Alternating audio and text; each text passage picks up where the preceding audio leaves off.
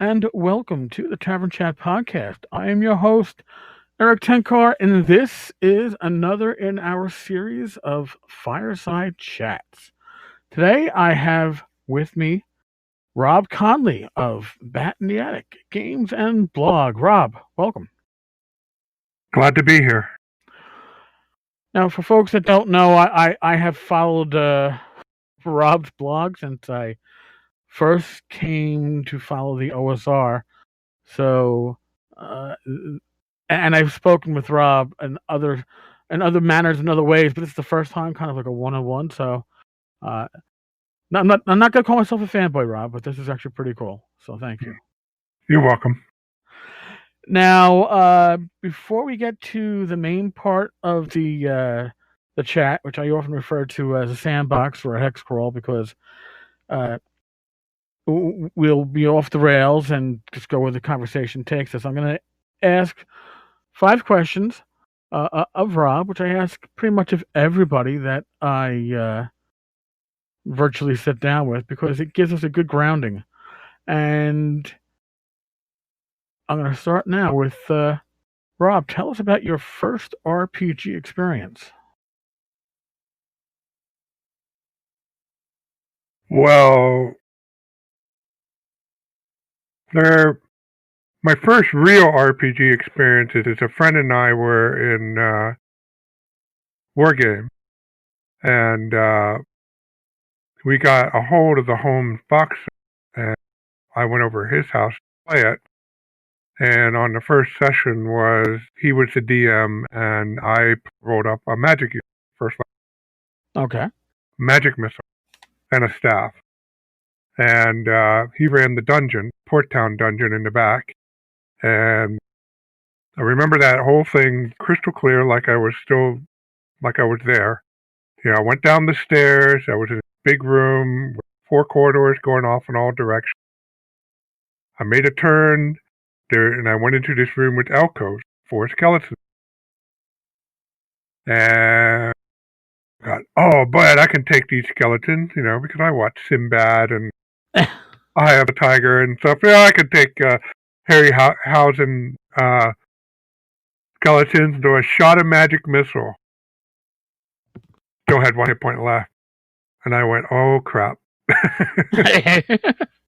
So I went up there to the next round. Then they hit me. One of them hit me, and I went down from 4 hit points to 1. I took 3 points of damage. I was down to 1 hit point. Now, oh, my God, what did I do?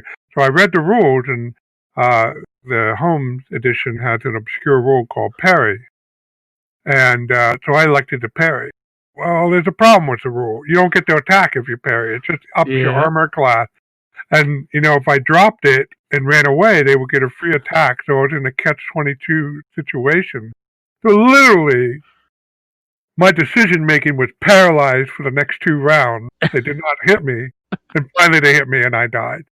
And I said, this is cool. This is awesome. And I think we swapped places, but I was hooked ever since. But that's not where I first heard about it. Okay. I was in 6th grade. And unfortunately, I had a fallout with my then best friend. And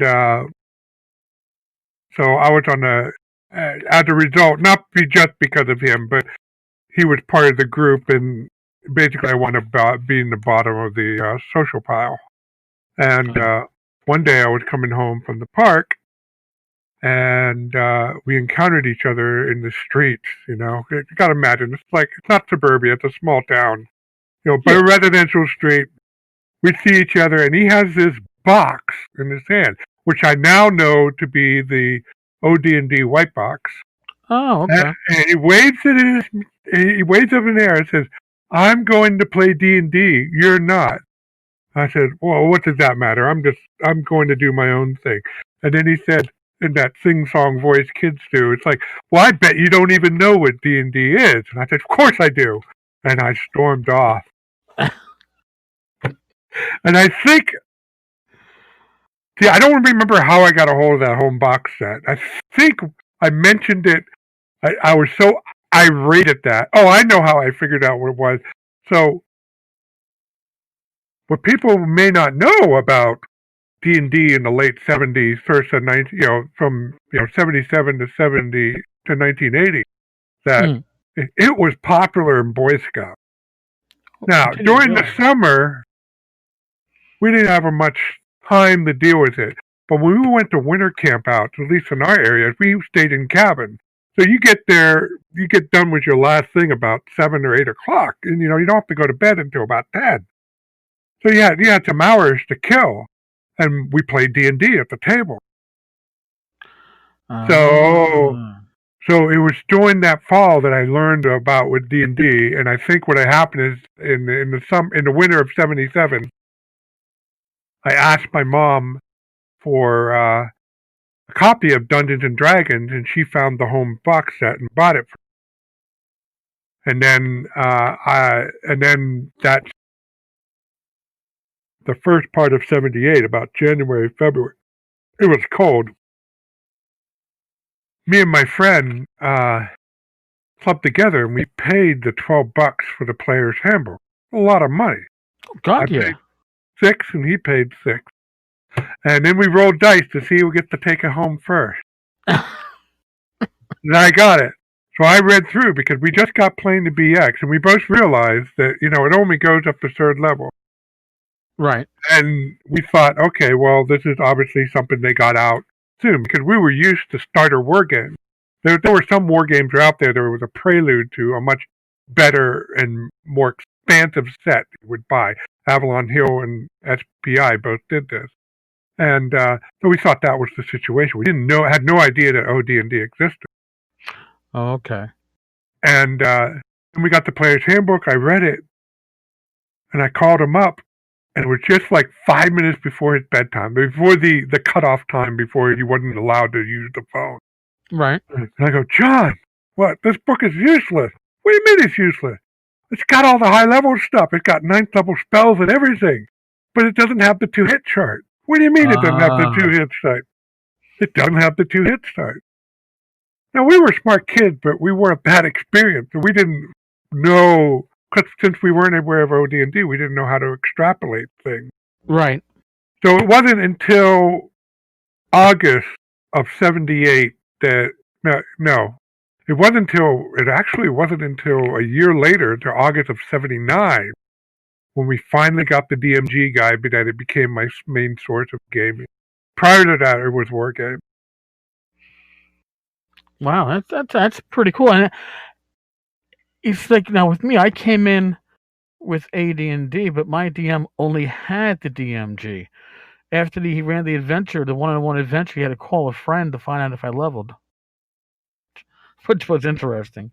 That's interesting. Yeah, if you ever get Tim Shorts on this, you got to ask him how he and my friend Dwayne figured out D&D. All they started out was as a module. I'll definitely have to grab Tim for this. Certainly. All right. Well, then Rob, what is your go-to RPG system, and why is that? Well,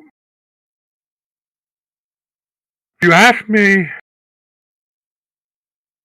5 years ago, I would say GURPS. Now I'm not so sure. I guess, I really like the Majestic Waterland variation of Swords and Wizardry that I've been working. I still love GURPS. Right. But I also like Fantasy Age, because it's a lot simpler, but it has some of the goodness of GURPS, and it's using 3d6. Your characters are somewhat customizable with the talents. So I guess for fantasy, it's GURPS fantasy. It's GURPS Age, because my friend actually made his own variant of Age. It's not published or anything, but he made his own variant. He dabbles in making rule sets all the time. Very good at it. And then my OD&D variant, the Majestic Waterlands stuff, which is a variant of Swords. Okay, fair enough. And then if I do science fiction, I play Traveler. I have an Age variant that I created for that as well. If I do superheroes, I'll go to Champions. And I also like playing fastest Star Trek, although it's been decades since I've ran it, but I'll happily run that for if a group is interested in. And a bridge simulator. Yes, I would use the bridge simulator if that was part of the adventure. It's bar none the best RPG Starship combat for a group. It's very ingenious. And if you hear about these space camps and stuff where they do mission control stuff, right? It's actually part of that vein. It's actually theirs is a little bit more sophisticated, but it's the same general idea. Interesting. I didn't even realize that. Nice. Yeah, because a lot of these space camps don't have computerization, so they have to do everything with pen and paper.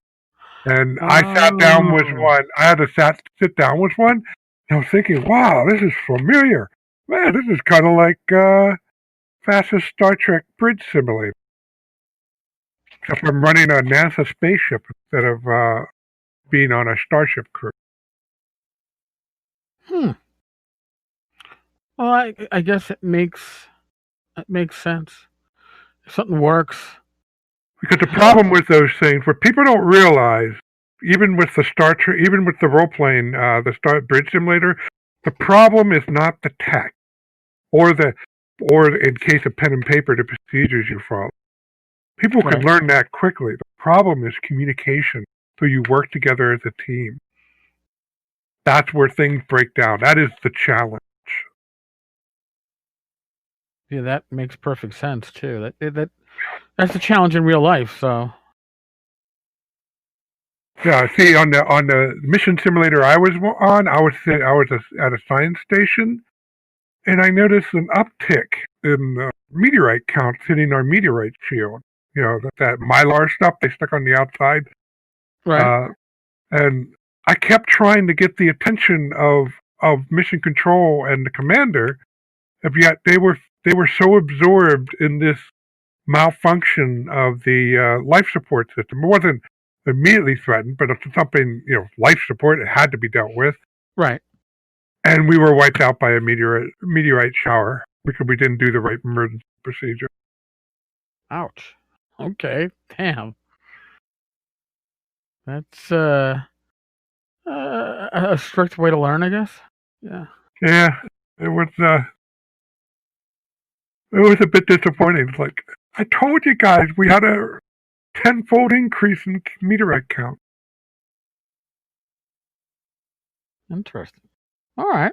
Well then, Rob, racist class, yay or nay? Racist class, nay, no. I'm surprised. You pretty much came in via basic. Yeah, racist class was. I thought when I read in the player's handbook that you pick your class, you pick your race, and then your class. Thought that was great. But basically, indeed, you're an elf is an elf and is an elf. That never sat right with them, even for essentially an alien race. Fair enough. All right. Well, then another concept from it applies to, I guess, all versions of D&D, but certainly old school. Where do you stand on save or die? Judicially used, but there are some things that are save or die. Yeah, I find that it can be overused. It's kind of like I don't know, using a little spice in your dinner. A little goes a long way, but once you the thing to keep in mind, though, a lot of it depends on what kind of in-game culture that the referee has surrounding magic and magic items. Okay. For example, Raised Dead has a price. Not all DM referees use it, but it has a price. And even campaigns that don't have magic shop, generally you can hire somebody to cast a Raised Dead. Not cheap. Right, but it ages the caster in AD&D. True. There is a consequence. And but a well-prepared party will usually have the funds needed. If somebody does a die, it takes not until about 5th or 6th level where they have everything situated in that regard. But my experience is unless a party's played smart and a character dies and they want to bring them back, the character is coming back. Okay, fair enough. Yeah, but I've always been a DM that likes to use resurrection and raise dead as minimally as possible. I think the game becomes a little maybe not comical, but unrealistic when after every adventure somebody's being brought back from the dead. But again, that's something that has to be used, in my opinion, sparingly. But I guess it depends on the campaign too. High magic, I guess it certainly fits. Well, when I use save or die, I try to make it fit what's the effect is worthy of it. Like the deadliest poison in my game is save or die. It's also the rarest. It's not something that's commonly found. Right. And the traps that are save or die are like I mean, first of all, players play attention, they will discover traps. Okay. It generally does not generally what happens is in my campaigns you lose time if you're careful. Okay. So it's only when you press for time, then maybe sometimes maybe it's like they stumbled in and all of a sudden a rock falls on your head and crushes you, kind of happen. But in course of normal explanation, they're being careful, and they'll generally find the trap unless they stupidly roll low roll. Right. But I do place traps that are save or die. Like the main treasure area will often have in the entrance corridor a deadfall trap or a deep enough pit trap that is essentially save or die. But I just won't put one on the entranceway to the kitchen. Yeah, it's got to have a purpose. Save or die shouldn't be just some random thing. I guess the most interesting thing I did with save or die was it technically wasn't save or die. It was a bottomless pit. It was running the barrel maze. They stumbled across a pit trap, and the player, goes down the corridor, and he was getting really frustrated because this area was filled with traps. It was like a series of tombs in the upper part of the map, and he just, for some reason, was just fed up with the plotting pace, and he just said, "I go down this corridor, take a left, and go up to this area." And of course, when they originally searched the area and found the path through it, they found the one safe path. So this path he took was the trap. And then, of course, they had the random table. I rolled it, bottomless pit. And his reaction was, "You're shitting me, Rob. A bottomless pit?" Well, there goes my teleport. He had a one-shot teleport thing, and he activated while he was falling. Oh, jeez. And then, now here's where I had to be on my toes. They have a bottomless pit. So they tried to figure out what made it bottomless. And so I came up with this idea that it was bottomless because it emerged out into the abyss. So they explored it a little bit. They didn't want to get into the abyss, and because they lowered somebody down the rope, and they saw the transition point where it emerged into the abyss, Right. and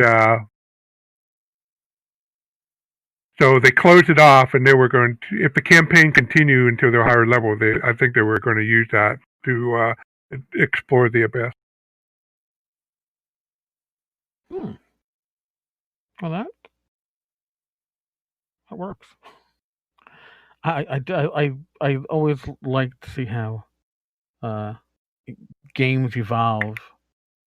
That's part of or games, campaigns, sessions.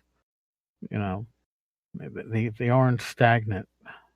That's No, I love painting an area, a group of characters, setting it all up, and see what the players done with them. I literally, most of the time, have no complete notion about anything that's going to go. I know what motivations are of any characters, the NPC characters are, right. but I don't know. I don't know how it's going to work with the players, in interjecting in their mix. And that's great. I love that. That was always been the case for me since day one. I mean, I used to draw maps when I was a kid. Right. And the thing is, the reason I love D&D, because there's only so far that Let's Pretend take before you realize it's just an intellectual exercise. But with Advanced Dungeons and Dragons, I could put that in practice. I could see what the players do. I could see it, and so I just love setting up situations and see what happens. Now, I had to learn to make sure they were interesting to the player. Sometimes I had a misfire where I set up something and they didn't want to really deal with it, or it was just too dark or too fluffy or whatever. But overall, it's just fun, to set up a town like I did with Scourge of the Demon Wolf. Set up this village. The Baron says, "My huntsman didn't take care of the wolf. Go take care of the wolf and get my harvest. Tell them they got to give me my harvest, or you're going to make sure that they will give me my harvest." And the adventure ensues. Yeah, that's in my mind, that's probably the stronger way to run a game. It gives allows you to reflect on your players and what they are doing. Kind of makes it more. What's the word I'm looking for? Dynamic. Thank you. It does. All right. Well, here's the last question before we free range. Well, actually, maybe I'll throw out a sixth question. But the last question is, what would the teenage you think if they could see what you would accomplish in this gaming hobby of ours at this point in your life?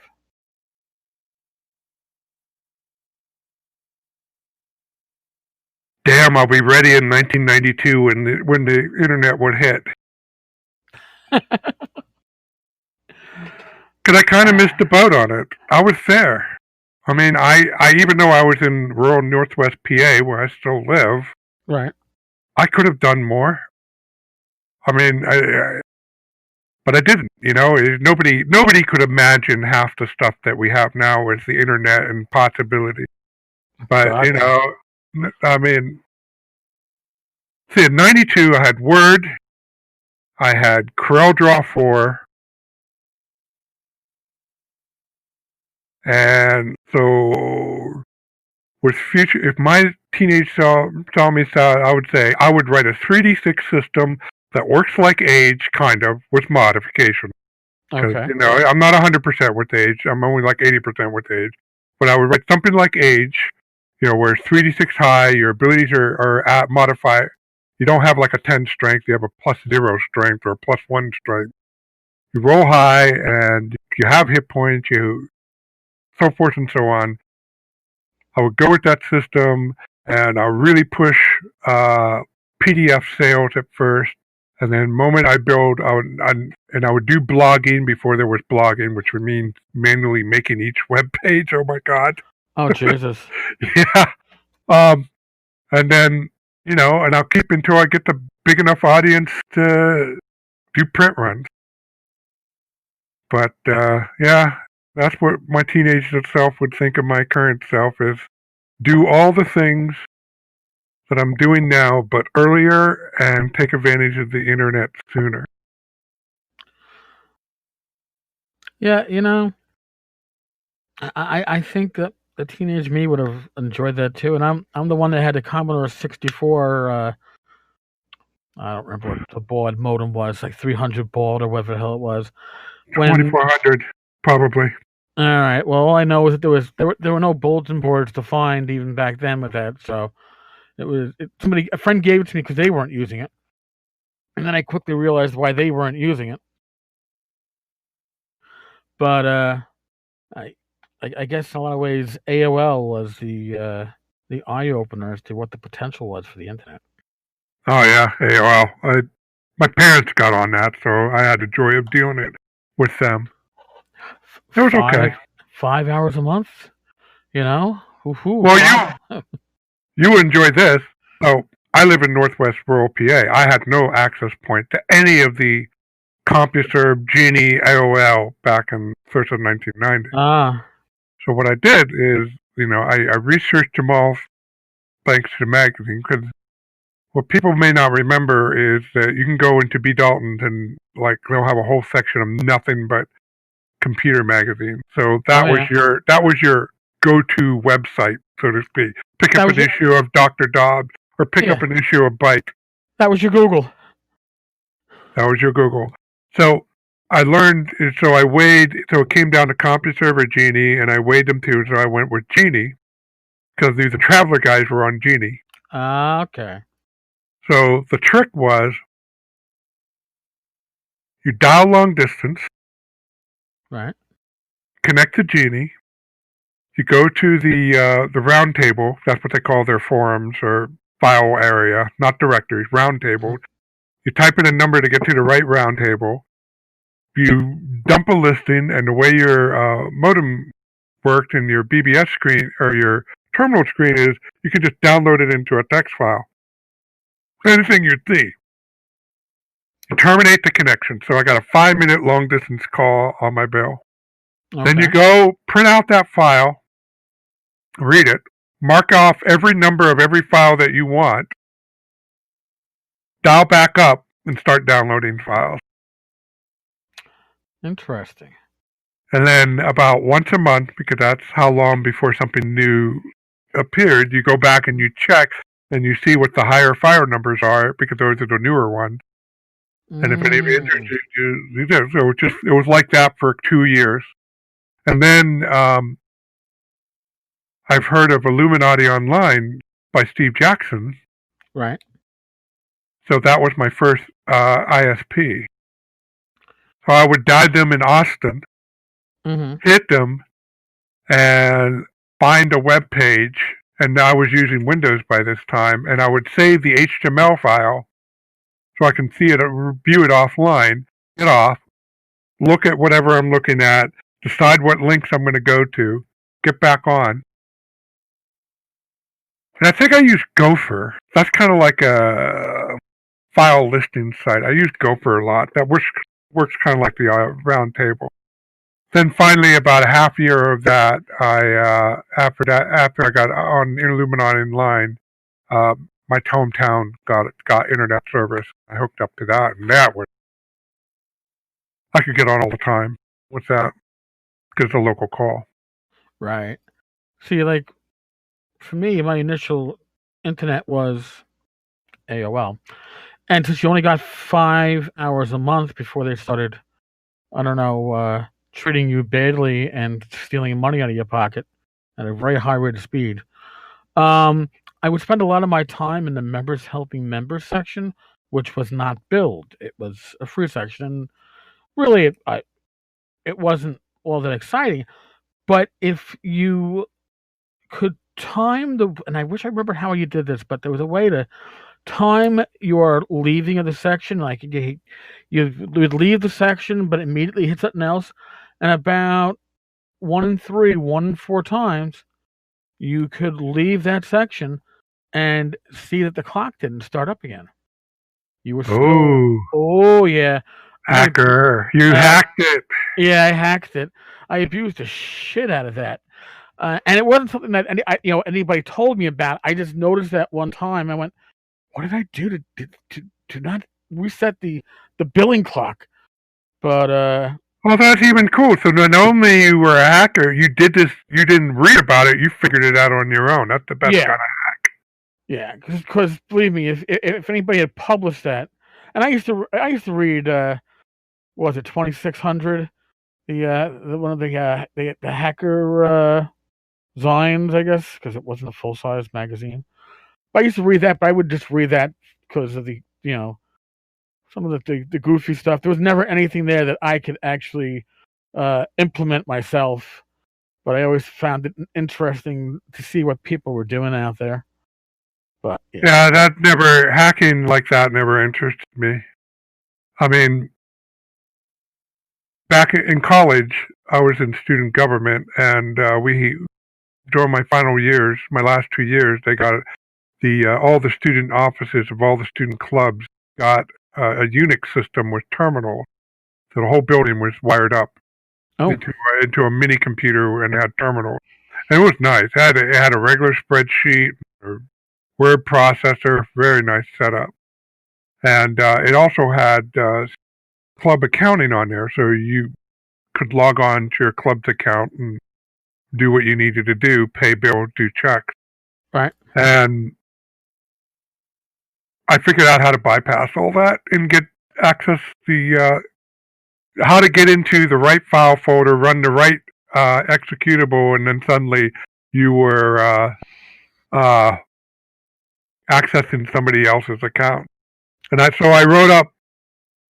So I was vice president in my college student government, so I was pretty high up. So I I typed up a nice formal letter and did a nice how to do it, and I turned it over to the director of the co-op. There's a student co-op that run the facility, and I said, "Look, right. you got a problem. If I can figure this out, and I'm not a computer guy, we got a problem." Well, I am a computer guy. Well, that's right. Okay. Yeah. Well, he was very appreciative, and it took a while to fix it, but they got it fixed within a couple months. Wow. Amazing how times have changed, man, and how far computers have gone. I wrote my first RPG document on that system. Really? Yeah, I don't have the files, but I have the printouts. Huh? Yeah, because the word processing was heads and tails over everything, even better than the freaking Macs that were in the lab. Really? Right, and unlike the labs, I didn't have to fight to reserve one of them, because nobody thinks about going into the student government office or the chess club office and using their terminal. Good point. Never thought of that. All right, well, I'm going to throw you one oddball question before we begin the hex crawl. Have you seen the movie Hawk the Slayer? Yes.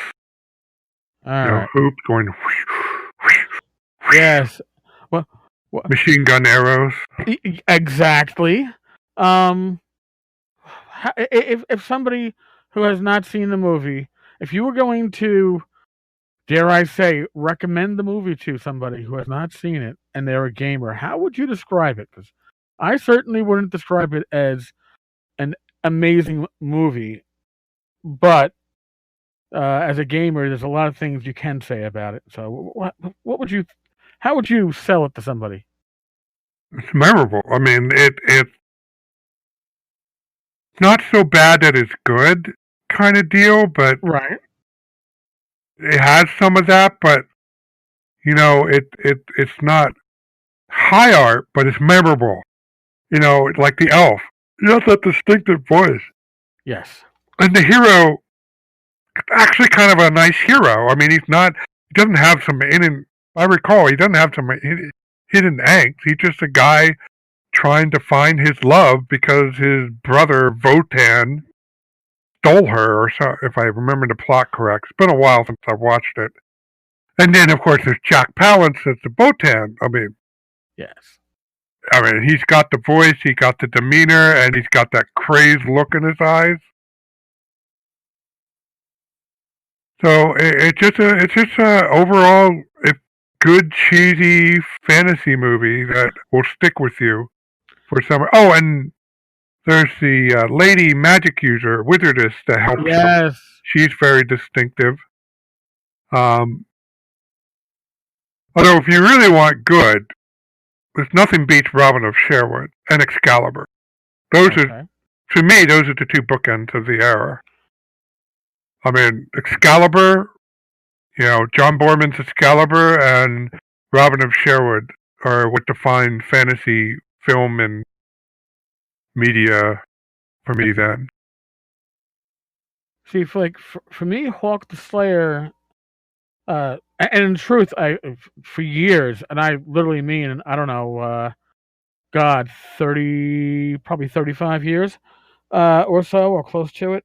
For years, I had seen bits and pieces of the movie, usually when I'd get a phone call at like 11 o'clock at night with somebody saying, "Oh my God, are you watching on UHF? They have Hawk the Slayer." And you come in and you'd be catching, you're already 30 minutes into the movie. So I never saw it in full until I found it on Amazon. You can rent it on Amazon or buy it on the digital platform. But to me, it plays out as a movie. It is a D&D session from the 80s. The storyline can be cheesy, whatever, but it played out so much like a gaming session, including the bickering going on at times between the characters, that I understand. I fully understood why it was so cool for me and my friends to catch it back in the day.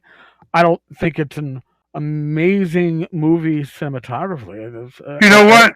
You got a point there, because I think that distinguish it from the other films like Swords and Sorcerer and Conan the Barbarian, because those all had the hero. Yes, there was a main character.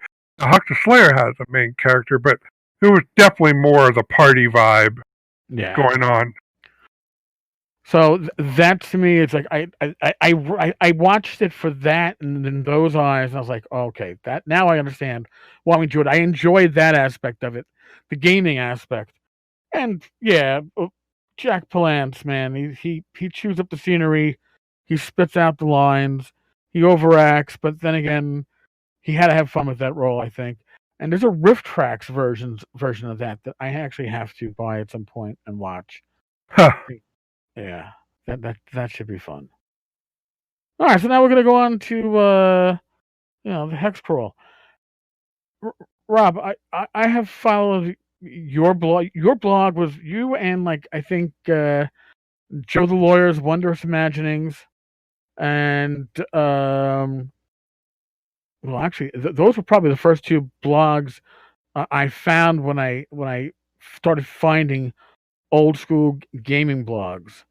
Those were the first two, and then everything expanded after that because I then I found everything. But what got you into blogging? I mean, was there a blog that you found that brought you in, or did you just decide to start blogging? What brought you there?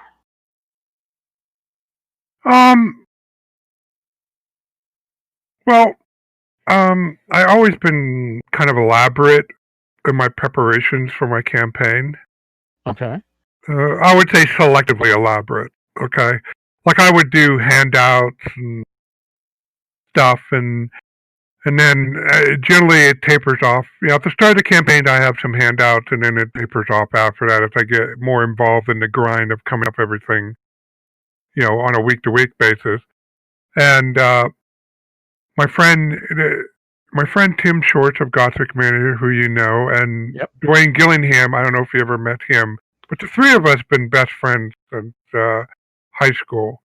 And we've been gaming forever, and I dare to say we gotten pretty sophisticated in our gaming. So what happened was I was kind of like the first to really do stuff beyond our hobby.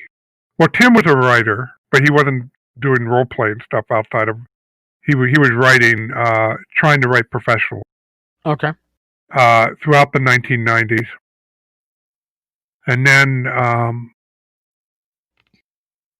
when 2000 hit, I was wondering about Judges Guild, and I did a search. I found Bob Bloodsaw's email. So I emailed him. Said, hey, are you the same Bob Bloodsaw with Judges Guild? And he replied, said yes. So we got to talking. And then he clued me in on this project. At first it was, I don't remember, there was a company called Quick Links with Gordon Hunter as the proprietor, but they came out with a version of Dark Tower for 3.0. And Gordon Hunter was more into Traveler than I think the Judges Guild stuff, and so the Judges Guild thing kind of fell apart, and then Necromancer Games got on board. So Bob invited me to the Necromancer Games project, and people did a lot of work, a lot more than I did. I mean, I contributed like the listings for the villages and castles of Map 1, Map 2, and part of Map 12, which was a lot. But, Clark Peterson was the champion of that and pulled it together. But at the very beginning, they weren't sure what to do with all of this. They knew they didn't want to just, or doing what I'm doing now is just presenting the original listing as is and let people deal with it the way they want. They want to do something better. This is the era of D&D 3.0, where you had the world's biggest dungeon and the world's biggest city and all that stuff. So people, they wanted the new expanded Wilderlands, had everything the old Wilderlands have, but not make the mistake of Mayfair, but make it better. So, and I'm the one who figured it out and says, well, if, I took a section of Map 1, Roy Stone Road, had about 24 entries, and I listed them and gave each of them a paragraph. If you did this, you can get this in a reasonable page count, but it'll be better than the old, but it won't be so excessive. You just have to come up. And everybody liked it, so that's the format we adopted. Okay. And then Clark partitioned the map among everybody. Everybody did their stuff, turned it in, and then he did the final edits. And that was the box set, the $70 box set that everybody saw. The one that is like, I don't know, hundreds on eBay now or something like that. Yeah. I still have my copy. I've got mine. I'm not going to part with it. Nope. So, and also I didn't do the map for the City-State book, but I did proof it, found all the mistakes, pop it into CorelDRAW, marked everything with circle with little text explanation of why it was a mistake, and then send it. And they did fix it. I didn't get a chance to do that with the Wilderlands map, so they had a lot of mistakes. So, and then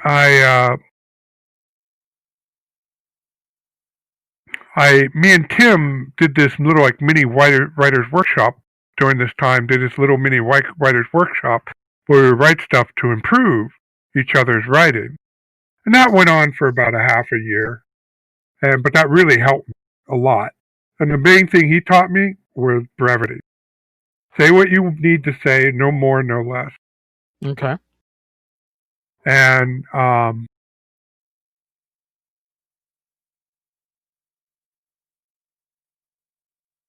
afterwards, so I got more into writing, and we got to start talking about what can we do, what we can do to write, make our mark in the industry, because we've been doing this for 20, 25 years, and we thought we had some stuff to share. So we investigated it. Tim figured out how to apply to drive-through RBG, the one bookshelf site. I noticed that it seems like the more successful small-scale authors were having blogs. So I started a blog. I was the first one to take the leap. Okay. So I took all these cumulative file crates of stuff. I got like 2 or 3 file crates of stuff, and I started turning that into blog posts. So that's how I started blogging. And then I had commentary on current events, and when somebody when I read something on the forum, I often turned that into my reply into a blog post. But that's how I started blogging. That's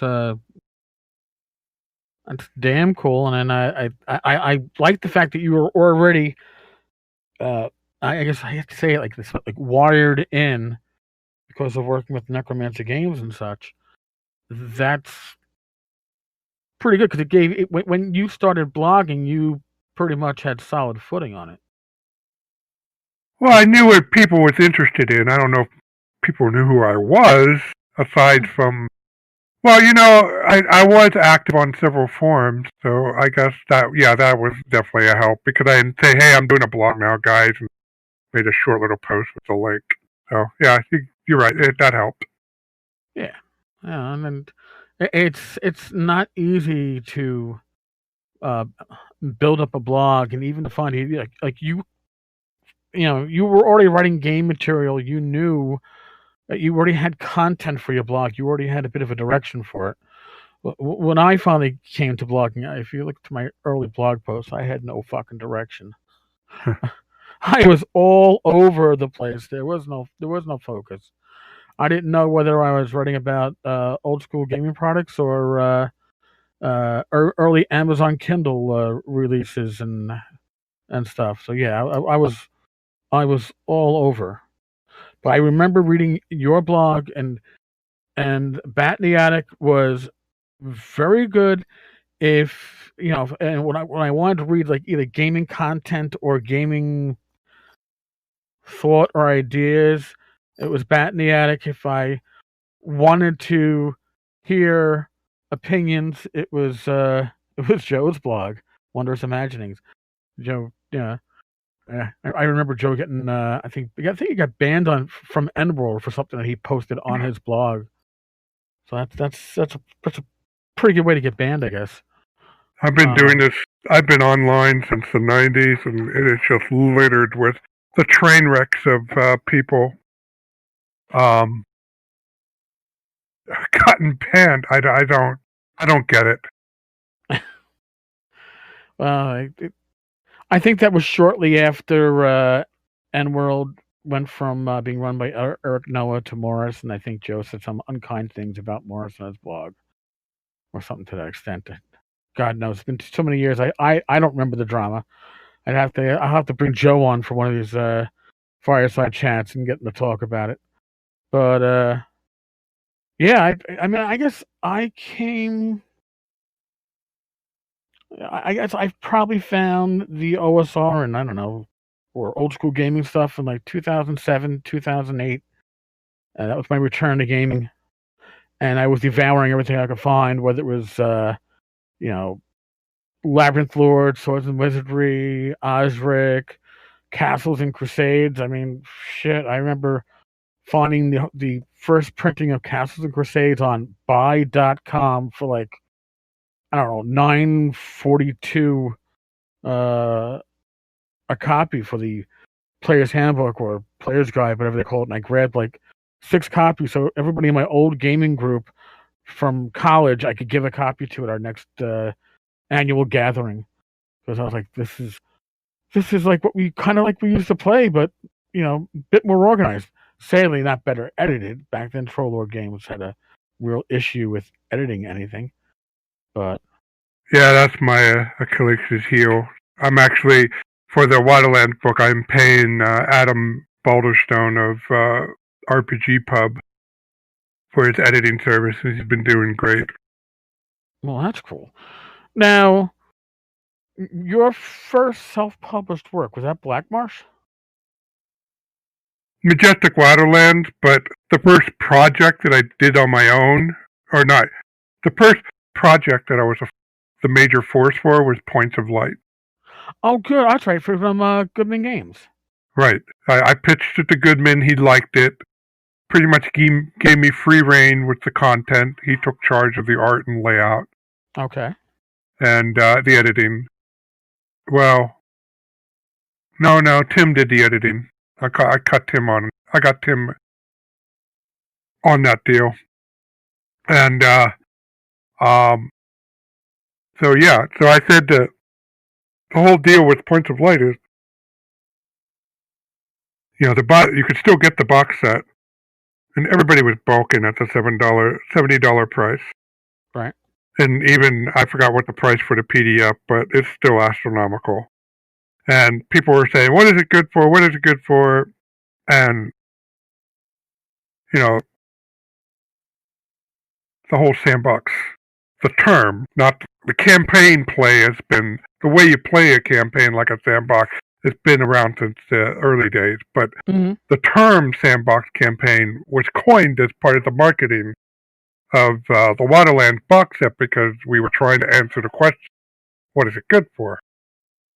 So, but the problem is everybody's balking at the price. It says, well, I got to give them, if I gave them a cheaper in to see what it's like, right, they would buy it. So I pitched it and said, look, hex crawl formatted settings are very compact. I can pack 4 of these in a 64-page book. And, each map will be about a page inside, and there'll be 4 of these. And he said, sure, great, let's do it. And we talked about the name of the series, and said, do you think Points of Light is the trademark? Because this is time when 4E was first being marketed. Right. And I looked it up and says, no, it's not in the trademark database. I don't see TM by it. I think we could use it. So Goodman said, we'll call it Points of Light. So I wrote 4 settings on that are Points of Lightish. First setting was set on a frontier being explored. The second setting was in Dark Age, the Dark Ages after the fall of the Empire due to barbarians. Right. And then the last setting was taking place during the Civil War within the same empire. And I had this, I used this idea that each setting can stand on its own. You don't need to reference any more history than I give before. But if you look at all this, you'll see that they form a narrative over time, that you get a picture of the larger world that these settings are part of. And the 4th setting was an extraplanetary adventure on the home plane of the god Saras, which is the name. I didn't want to use Set, but so I named them Saras. But it's actually something I ran back in the day when the players had to rescue the Majestic Wilderlands version of King Arthur from the clutches of Set. At one point, the players thought their goose was cooked when they were riding. They got on the island to camp out, but it turned out to be one of Set's guardian, a dragon turtle, and the dragon turtle was, I am going to take you back to my master. And, we were using GURPS, and the stats on this dragon turtle were astronomical in GURPS term, and the players were toast, and they knew it. But Dwayne had Codex of the Infinite Plane. And the way it worked is you read the incant, a bubble 10 feet around you appeared, and then you were transferred to the new location, and then the bubble disappeared. So he asked if he could sit on the dragon turtle's head and read his book. Tenkar said, no, I don't mind. There's nothing you could do to me. Blah, blah, blah. So he sat on the dragon turtle's head, read the incantation to get back to the Wilderlands, and, with the rest of the party standing behind him, the 10-foot bubble appeared around him, the dragon's head, and transferred him, the party, and the dragon's head back to City State. Without the rest of the dragon. Without the rest of the dragon. So they beheaded the dragon, escaped, and they owned an inn at the time. It used to be the Red Pearl Inn, and they were talking about what to do with this dragon head, and Tim or Dwayne, I'm not sure who thought up the idea, but I know what we could do with it. So they boiled the dragon's head so they have nothing but the skull left, and the inn was destroyed. That's why they could buy it, because it was destroyed. They picked it up the cheap, and they were going to rebuild it. And they were debating what to do, and they haven't just gotten around to it when this adventure occurred. So they said, I know. So they took the dragon turtle's head, put it in on the site, and built the new inn around it. And called it, and it's now known as the Dragon's Head Inn. Nice. That's awesome. I own Points of Light, and I had no idea until we talked, I don't know, maybe like a year or so ago, that you had written it. I just remember that it was one of my favorite products that were published during that 4E era, because it's system generic, though. System generic was what was great. That's why it was so awesome. You didn't have to do 4E with it. You could do anything, and I think settings are frequently they embrace system generic, because you don't need stats for I don't know, the King of York or whatever you got there, because you might need an indication of experience level. Yes, just to get an idea whether he's like a strong fighter or a weak fighter. Right. And I say experience level, not literally D&D level, but some marker of what amount of experience these guys have. Right. But you don't need things statted out like you do an adventure. And I think that's why I think some of the strongest settings like that are going to be system neutral. My well, I came out with a second one, right? Yes, and I own that one too. Okay. Yeah, so that one theme was exploration of the New World. And the fourth setting in that one was also an extraplanar adventure. In this case, set in a volcano of the blood god that one of the cultures mentioned in one of the other settings worshipped. Now, doesn't your Blackmarsh line up to one of these settings? Yes. Yes. Okay. Yeah, Blackmarsh is set in the same vague world that the others one are set in, and it's set to the north of, in Points of Light 1. It's called Southland, because I kind of modeled it after the Outdoor Survival map. It's not a direct copy. I actually did make a direct copy of the Outdoor Survival map, but it didn't seem like Wizards gave two shits about it. But that was like several years later. But okay. But for this one, I got the sense of the geography of the map and did something similar. So, like, there's a desert in the south central area and there was a desert in the south central area of the Outdoor Survival. There was a major river running north with two rivers from the southwest, southeast flowing into it. So I had that. So when I wrote Blackmarsh, I was inspired by two things. People were asking me, can you really do a setting like you say, and how to make a fantasy sandbox? And the guy who writes, James Mishler, posted about how Dave Aronson drew his Blackmore map, which was or he mentioned it. I think it was discovered by somebody else, but James Mishler ran into a blog post where Dave Aronson took an atlas map of Holland, flipped it around, and used that as his template to draw out his first map of Blackmore. And you know what? I'm going to do the exact same thing, because I'm not copying his map, but I'll just do it. So I found a map of Holland. I'm definitely not the same one that Dave Aronson won.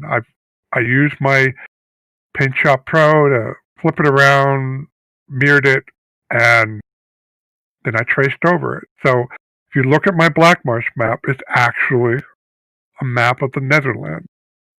I had no clue. Now, about how many downloads or purchases of Blackmarsh do you think there have been? Do you have that number? I will give you. It was over 7,000 the last time I checked, but I can quickly determine it. That is over 7,000. Holy shit! And they're not sales. Okay, I know that because you have it out there for free in PDF, and it's inexpensive in print, folks. So $5. If you don't already own it, you should. At the very least, snag the PDF. I'll put the stuff in the show notes. But really, it is top notch. And where else are you gonna get a free setting that is professional quality for free or $5 in print? Here we go. 8,613. Getting to the 10,000 mark. That is, Rob. That is awesome. I can't speak highly enough of it. I ran. I think I started running. It was an AD&D Osric game. This is after my group play tested D&D Next, and we burned down on that really quickly. And the DM burned out really quickly, and it's like somebody, Bueller, so I took the reins. And I grabbed Blackmarsh, and I think we started out with, like I said, AD&D / Osric, and then turned the campaign over to Adventure Conqueror King system, or vice versa. But I think we went AD&D first, and then we used Axe. It was just we ran it as a sandbox. It was good. It was excellent. fun. Anything memorable? What I remember is the stress of realizing it was the first time I was DMing in, like, I don't know, at that time, 12, 13 years.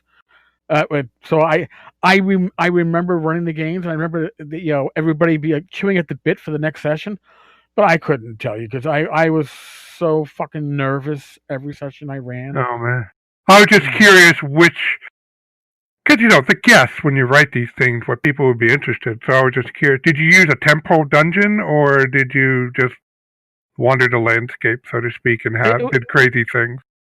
It was wandering the landscape, doing crazy things, starting from the north side of the map and kind of going around the body of water. I remember it was if the top of the map was north, the party went west, and they were finding little quests that they wanted to accomplish, and in the meantime, stumbling into an abandoned dungeon or the outside encounters, and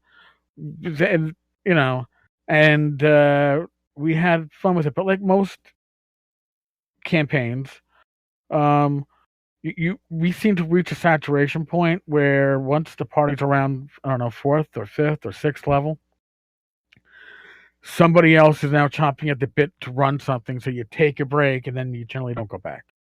Yeah, I had that happen. But that's cool that you got to do it. Yeah, it was fun, man, and that was my return to GMing. My last game before that I had run was March of '97, the Sunday before I graduated the police academy, and then no longer had weekends off for a significant period of time. And I guess D&D Next. Oh God, whenever like I said, the D&D Next playtest was still going on when we all said, "I can't fucking do this. we gotta go to a classic rule set." That 5e is so much better than what we were playtesting. That's because every couple of weeks they would change it up, and it was just a train wreck. So Rob, what do you have that's in the hopper that's coming out? Well, I wish I write faster. So you asked me about what my teenager would self. I would tell him, learn to write faster and more consistently. But what I'm working on is getting the last 2 Wilderlands books.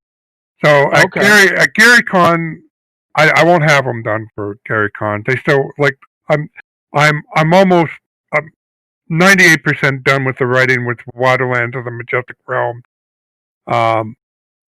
And then I'll send it off to editing, which will take a few weeks, and then the release will be pretty quickly after that. The maps are all done, of course. They've been done forever. And actually, I've uploaded them and gotten the proof. So I only have to, for these last 2 books, I only have to focus on getting the book right. So that's excellent. A burden off my back. And I don't know if you're aware of this, but there was a fan of Judges Guild, Steve Wax, who he spent all fall, his hobby time, all fall, keying up adding notes to the city-state map PDF of the original text. So if you Really? click on the Sorcerer Supply House, then you see the pop out, and all he asked for a couple comp copies, and which I was glad to give him, and that would be given free to the backer. Which, since I offered everybody a free coupon to the map PDF, and I was able to do it. That's how I released it. So anybody buying the city-state map now will get that PDF as part of it. The only downside is the Adobe Reader is a little slow on it, depending on how your system is configured. So you might be a little bit of time before it actually pops up. But it is a lot of work to do. I'm sure. So he's the first one to get the last 8 maps, because when he released this to me to give to everybody, I realized, hey, I have all the 8 maps. So I hope he keeps them in good condition, because he had definitely the first ones off the print, hot off the press. Because I not only gave him the first 2 books and the first 10 maps, I gave him the last 8 maps, and I'll give him the books when I get those done. Nice. Do you have any personal projects you got working on? Well, yes. So after I get those 2 books out, I'm going to work on the Wild North. Now, I released it as part of a Judges Guild map for Fight On #3, but I have adapted it to Blackmarsh. So now it's going to sit to the north of Blackmarsh. I redid the southern edge, and I'm about 2/3 of way of running the terrain entries, because the original didn't have any descriptions of the mountains, the forest, and stuff. And my standard for points of light and Blackmarsh style hex crawl formatted setting is not only present that in hex 304, the 0304 is a Hydra with his lair. It's also to say, if you have the Dragonbone Mountain, when the meteorite crashed down, it splattered debris all over the Dragonbone Mountain, and over the century it eroded away to form a vast network of caverns. So I'll have a terrain description. It seems to flush out the setting without a whole lot of increase in page count. Nice. So that was the part I had to. That's going to be the new part to the Wild North, and also the fact that I had to get rid of all the Judges Guild stuff, which was mostly just the southern edge, and put in new stuff that ties in with Blackmarsh and stuff. And it's going to be interesting too, because it's a Russian themed setting. I was inspired. My original inspiration for writing it was GURPS Russia. And the author of GURPS Russia did an excellent job of summarizing Russian mythology, Russian culture. Because when you go into primary sources, it's always a bit of a mess. Even the common ones like the Greek mythology. So this one laid it out nicely. I can see it just got my head clicking. So I wrote that, and inspired me to write the Wild North, and it's still available in Fight On #3, but I want to give it a proper release with art and and this will be my first release with an actual where you can buy the map along with the book. Now, I know the Wilderlands, but this is going to be my first original release like that. And I think that's going to be a cool thing to have, because I don't know, publisher realizes it, but OBS, which through their card printing service, allows you to print an 18 by 12 map. Now, most maps most poster size map are a little bigger than that, but you can section them into 2 or in case of my city-state map, 4 sections. Right. And offer that as a package of your product. So you don't have to get a print run of your poster. And hopefully they'll someday get larger page size. But that's awesome. And it's easier than trying to do it's not how I phrase it. It's hard to screw up.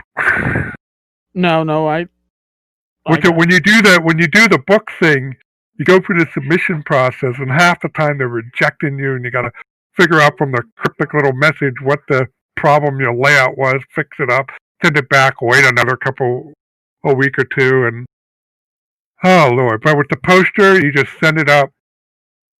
It makes it instantly available for you to down the order, and you order it. Make sure the print is okay, and then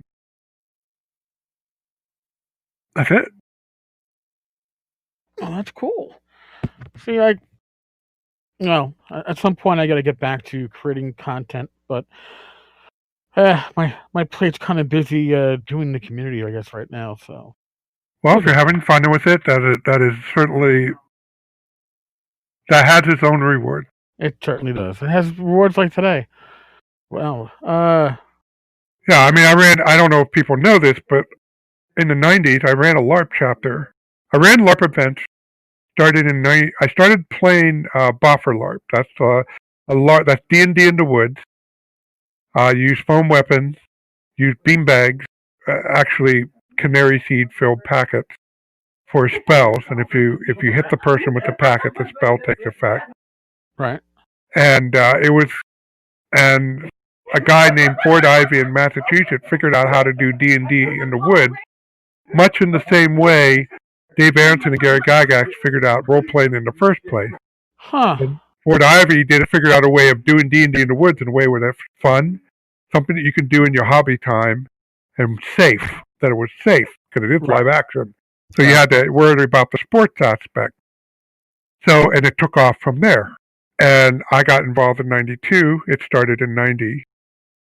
And so I got in 2 years in, and then within 2 years, I started running events. And then by 98, I owned a chapter and ran that for 5 years. And then my family grew, and I just didn't have the time anymore. So I turned over the chapter to my successor and never went back. But it was a lot of fun, and it's much like what you do. It was a community, because we had events with at least 20 people. And, sometimes the biggest event I ever ran was like 80. That was one time. The average big event had about between 50 and 60. All at once. So it's like a gaming convention. And then, if you ran an event, you had, the way it usually works out at Boffer LARPs is 1/3 of the participants are NPC staff, and the other 2/3 are players. So you have this area that's reserved for the NPCs, and that's where you set up what's happening. That's where the event director sets up what's happening for the weekend or the day, if it's a day event. And the way we ran it was like literally 24/7. Although you had to manage people, because you can't have people stay up for 24 hours. Even though some of the younger kids really tried. It doesn't work. But you try. Basically, you shut down around 2:00 in the morning. You wake up about 8. So it was a lot of fun, and you get to meet gamers of all stripes. I must have met a couple hundred gamers across Western PA, Eastern Ohio, in the decade I was involved. Get to see all kinds of viewpoints and drama, unfortunately. Well, as we both know right now, drama is part of the larger community. It always crops up. I think in a way it's been cropping up since Targa, which will be a whole other episode. We're not even going to get into that one. But well, I think Targa, I was there for that. I wasn't one of the primary instigators, but at first I did support it. Yeah. Organization, right? That's a good thing. No, we're all too stubbornly independent. Well, it's kind of like the key for the OSR. But like I said, I'll have to bring you back one time when we can do an episode going over some of the history of Targa. I know a lot of it. I don't know all of it, but it's certainly an interesting topic. But well, I will say this: if you have the interest and willing to put in the work, there's a path for you within the OSR. You don't need anybody's approval, and it is going to take up some of your hobby time. So that's a decision that a person has to make. But if they're willing to make that, if they have the time to commit to it, they can make a go of it. And Yeah. more importantly, the help is out there if you ask and you're nice about it. There's somebody always willing to help you. You know, You're I right. had a lot of people ask me about maps. I pointed them, and unfortunately, there are jerks out there.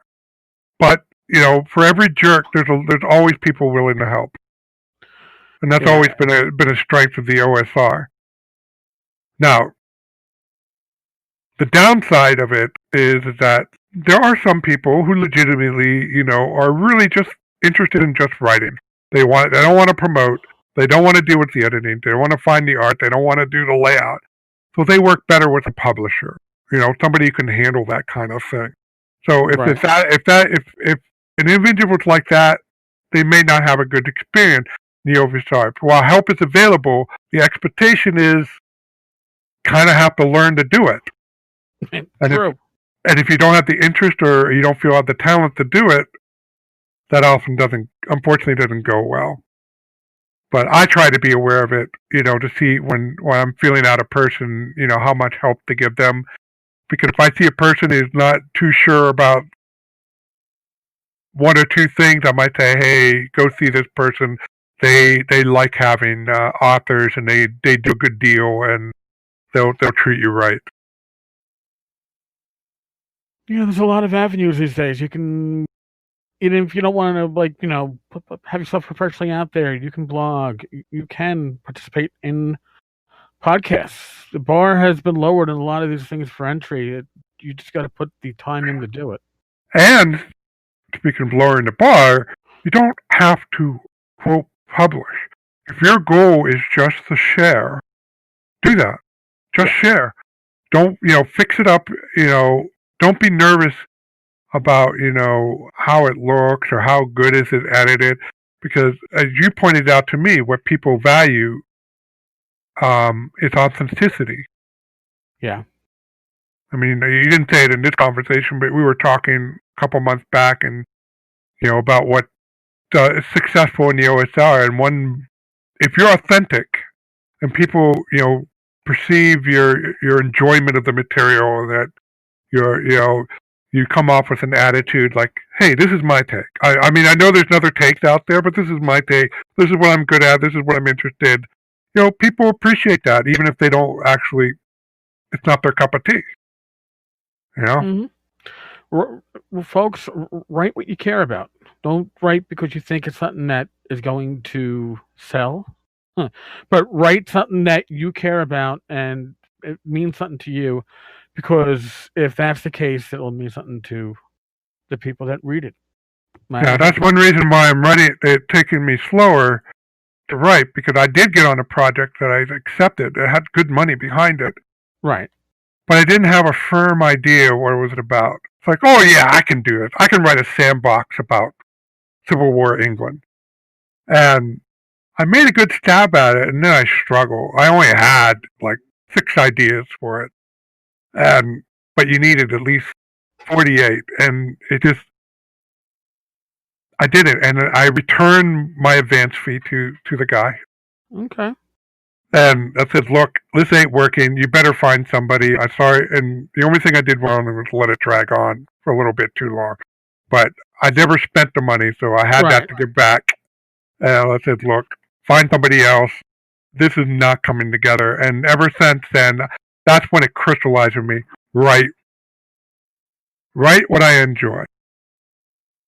I mean, that's a little reason why the Magic Realm is taking some time, because I went through the rules, all the seafaring rules in Judges Guild, and I'm incorporating them as an appendix to this book. Now, it's not voluminous, but it does require some curating, because, you know, the original material was scattershot and needs some editing, to put it bluntly. But all these maps these later maps are all most of them just water. So I thought, if people buy Magic Realm and then later on Fantastic Reach, if they're going to get some utility out of this, I'm going to need to have some water rules in here, underwater encounters and stuff like that. So that's the main reason creatively for the delay. Well, it happens. Well, Believe it or not, Rob, we've hit 80 minutes. Okay. Folks, if you take anything from today's episode, like Rob said, write something. If you're going to create, be passionate about it. It will, that sells more than anything else. Be passionate about what you're working on. Rob, I want to thank you so much for joining me today. Thanks for having me. Folks, again, I will have links to Rob's work and his online store at Drive-Thru. I'll link to his blog at batintheattic.com. It'll be in the notes for this episode. As always, be safe, be well, God bless, roll those dice, and I will talk with you all tomorrow. Later, folks.